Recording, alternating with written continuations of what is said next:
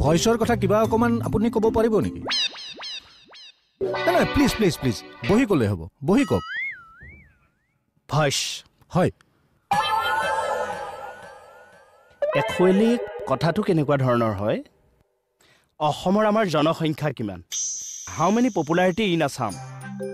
এতিয়া 3 কোটি জনতা, 3 কোটি জনতা হিচাপে সকলোৰে ভইচটো আমাৰ বেলেগ বেলেগ হ'ব।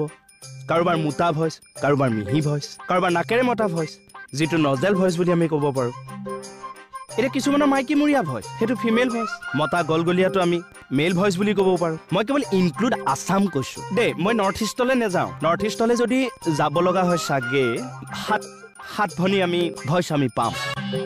নগালেণ্ডৰখিনি নাগা ভইচ, বা অৰুণাচলৰখিনি অৰুণাচলী ভইচ, ত্ৰিপুৰাণী ভইচ, মণিপুৰী, এনেকৈ আমি ভেৰাইটিজ ভইচ পাওঁ। এতিয়া কথা হ'ল চাব দে, এই 3 কোটি ভইচ যদি আমি একগোট কৰি দিওঁ তেতিয়া এটা হিউজ ভইচ হৈ যায়। মানে মোৰ এটা ইংলিছৰ ওপৰত ক্ৰেজ আছে কাৰণে মই ষ্টাডি কৰিছোঁ। মই 9ত দুবাৰ মই কনচিডাৰ পাছ কৰিছোঁ ইংলিছটো জানিবৰ বাবে। মোৰ পইণ্ট অফ ভিউৰ পৰা মই এইখিনিয়ে কৈছোঁ।